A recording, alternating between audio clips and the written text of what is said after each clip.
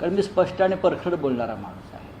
त्याच्यामुळे आमच्या पक्षाकडून नक्कीच तिथे उपस्थिती राहील.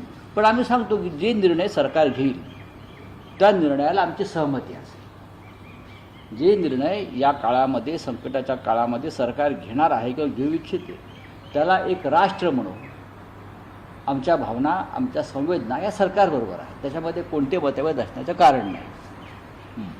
ठीक आहे, बोले. एक प्रश्न अजून असा आहे की काल आपण पाहिलं गिरीश महाजन महाराष्ट्राचे मंत्री महाराष्ट्राच्या पर्यटकांसाठी काश्मीरला गेले. ताबडतोब उपमुख्यमंत्री एकनाथ शिंदे. खरं म्हणजे सरकार म्हणून एकत्र काम करण्याची गरज आहे.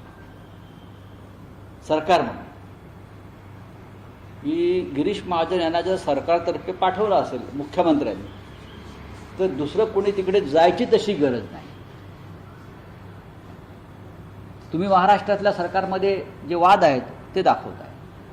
आम्ही सगळे सर्वपक्षीय बैठकीला मान्यता देतो आहोत.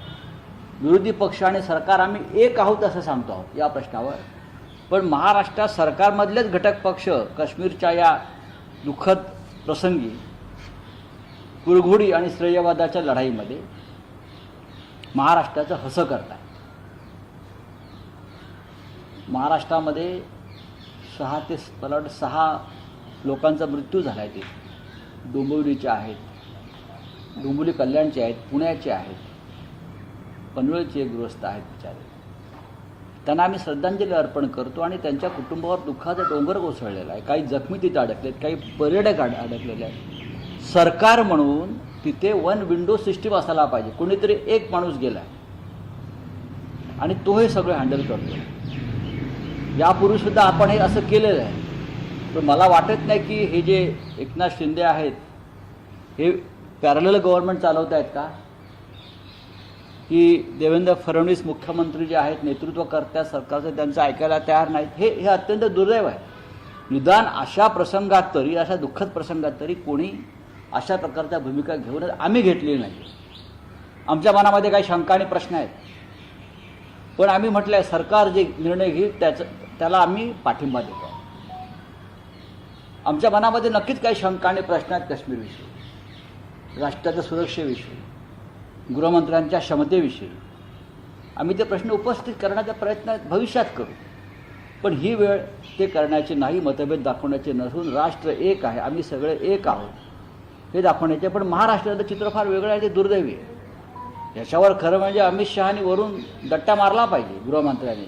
कारण एकनाथ शिंदे हे त्यांच्या पक्षाचे आहेत. शिंदे गटाच्या पक्षाचे प्रमुख अमित शहा आहेत. आम्ही आता दिल्लीमध्ये कदाचित त्यांना सांगू की तुमचा पक्ष खाली काय करतोय पहा, की अशा प्रकारे हसवते महाराष्ट्राचं आणि देशाचं. सर, एक प्रश्न आता, विमानांची व्यवस्था महाराष्ट्रातून केली जाते आणण्यासाठी पर्यटकांना. तिथल्या अनेक पर्यटकांचं म्हणणं असं आहे की जे त्यांचे नातेवाईक आहेत महाराष्ट्रातले, त्यांचे संपर्क होऊ शकत नाहीयेत, इतर काही गोष्टी आहेत. या सगळ्याकडे कसं पाहता महाराष्ट्रात? नाही बघा, महाराष्ट्र सरकार मी जे माहिती घेतो त्यानुसार पूर्ण काळजी अडकलेल्या पर्यटकांची घेते. महाराष्ट्र सरकारनं इथे एक विशेष कक्ष निर्माण केलेला आहे. मुख्यमंत्र्यांनी एक वरिष्ठ मंत्री ज्यांना या कामाचा अनुभव आहे असे गिरीश महाजन त्यांना तिथे पाठवलेलं आहे. पण आता काश्मीरची परिस्थिती अशी आहे की अनेक ठिकाणी संपर्क होत नाही, म्हणजे तिथे काही फोन लागत नाही. तिकडल्या नेटवर्कचा प्रॉब्लेम हा नेहमी आहे, कारण तिथे विशिष्ट प्रकारचं नेटवर्क लावलं जातं, कारण ते सीमावर्ती राज्य आहे. हे आम्हालाही माहिती आहे. तिथे BSNLचंच नेटवर्क लागेल. तुम्हाला इतर कोणाकडे जर काही वेगळे फोन असतात तर ते लागत नाही. आणि आता जेव्हा अशा प्रकारचे हल्ले होतात तेव्हा अशा प्रकारे कम्युनिकेशन व्यवस्था बंद केली जाते, कारण त्याचा फायदा अतिरेक्याने आणि दुश्मन राष्ट्राला होतो. तर हे समजून घेतलं पाहिजे. पण महाराष्ट्र सरकारनं जे काम सुरू केलेलं आहे त्याची मी माहिती घेतो आणि मला वाटतं की सरकार या संदर्भात पूर्ण क्षमतेने काम करतं. राऊत साहेब, आज तुम्ही सरकारला पाठिंबा देता आणि अतिशय सामंजस्याची भूमिका मांडताय, पण काल तुम्ही जी भूमिका मांडली होती, काल परवा काही आक्रोशित विधानं केली होती, त्यावर खूप मोठ्या प्रमाणावर टीका झाली. अनेकांनी तुमच्यावर टीका केली. करू द्या ना. कालचा संताप होता, आजचं सामंजस्य. जेव्हा घटना घडली तर प्रत्येकाच्या मनामध्ये हा संताप होता की काय झालं. काश्मीरमध्ये या देशवासियांच्या रक्ताचे सडे पडल्यावर माणसानं थंड लोळा गोळावून बर्फासारखं बसायचं का?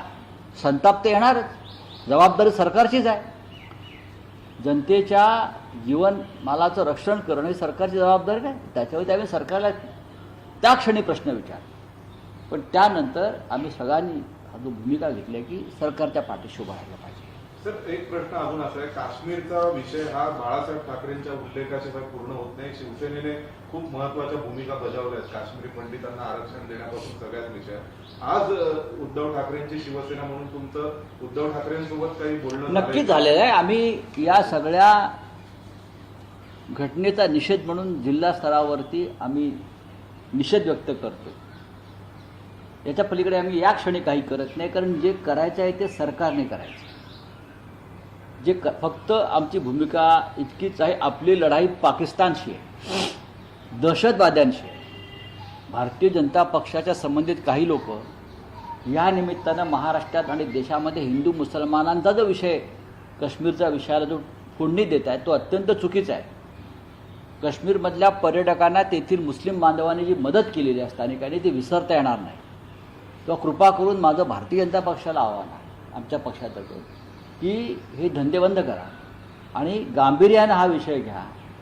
आणि सरकार जर काही दुश्मनांशी दोन हात करण्याचा काही प्रयत्न करत असेल तर आम्ही त्यांच्याबरोबर आहोत. सर, पण बाळासाहेब तेव्हा सरकारमध्ये नव्हते, तेव्हा सुद्धा त्यांनी इम्पॅक्ट करून ते दाखवलं. बाळासाहेब ठाकरे होते ना, ते हिंदुहृदय सम्राट बाळासाहेब ठाकरे होते. ते सरकारमध्ये जरी नसले तरी त्यांच्या शब्दाची ताकद ही बंदुकीच्या गोळ्यांपेक्षा आणि अणुबॉम्बपेक्षा जास्त होती. अमरनाथ यात्रा उधळण्याची धमकी दिल्यावर अतिरेक्यांनी, जो मुंबईत बसून हिंदुहृदय सम्राट बाळासाहेबांनी जे आव्हान दिलं अतिरेक्यांना, ते आता कोणी देऊ शकत नाही. बाळासाहेब ठाकरे हे रेड कार्पेटवर चालणारे नेते नव्हते, ते जमिनीवरचे नेते. आणि त्यांच्या मागे प्रचंड असं शक्ती होती जनतेची, हिंदुत्वाची. आज दुर्दैवानं तसं नेतृत्व नाही. त्याच्यामुळे सरकार काय करत आहे त्याच्याकडे आमचं लक्ष आहे. सर, एक प्रश्न असा आहे की कालच्या आपल्या परराष्ट्र मंत्रालयाच्या पत्रकार परिषदेनंतर आज पाकिस्तानचं परराष्ट्र मंत्रालय पत्रकार परिषद घेईल असं कळतंय. त्यांनी नेव्हीच्या एक्सरसाइजेस सुरू केलेल्या आहेत. पाकिस्तानचे जे उपपंतप्रधान आहेत रियाज दार, इशाक दार यांनी स्पष्ट केलंय की आम्ही भारताला जशास तसं उत्तर देऊ. त्यांनी या संदर्भात मत व्यक्त करणं बरोबर नाही. हा देशाच्या अंतर्गत आणि बाह्य सुरक्षेचा विषय आहे. पण नक्कीच आम्हाला या क्षणी इंदिरा गांधींची प्रकर्षाने आठवण. इंदिरा गांधींनी ज्या प्रकारे 1971चा प्रसंग हाताळला आणि पाकिस्तानचे 2 तुकडे केले आणि अद्दळ घडवली, आम्हाला इंदिराजींची आठवण नक्कीच येईल. आज कुठेतरी दुबळे नेतृत्व. मी असं म्हणत नाही आम्हाला इंदिराजींची आठवण येते. सरकार जरी दुबळं असलं तर आम्ही त्यांच्या पाठीशी उभे राहून त्यांना ताकद देऊ. चले बोलिए. सर, पहलगाम पर हमले के बाद सरकार ने कल कुछ फैसले लिए हैं पाकिस्तान के खिलाफ, उन फैसलों को कैसे देखते हैं? देखिए, फैसले हैं, ये संकट की घड़ी है.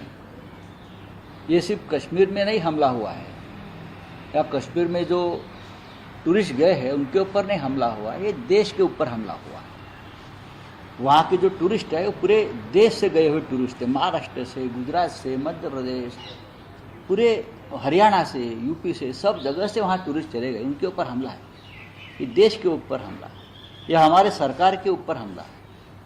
तो ऐसी संकट के घड़ी में हम सब एक है, यूनाइटेड है. चाहे सत्ताधारी हो चाहे अपोजिशन हो, हम एक साथ बैठकर फैसले करेंगे. और हमारी ये भूमिका है, इस संकट में सरकार जो फैसला करेंगी उनके साथ हम सब लोग रहेंगे, संकट में रहेंगे. सर, रॉबर्ट वाड्रा ने जिस तरह का बयान दिया उसको लेकर आप क्या नहीं, मैं कुछ नहीं कहूँगा. हर एक का व्यक्तिगत बयान हो सकता है. बोलिए. सर, ऑल पार्टी मीटिंग में आपकी ओर से जाएंगे. सर, एक बाइट दे दीजिए प्लीज.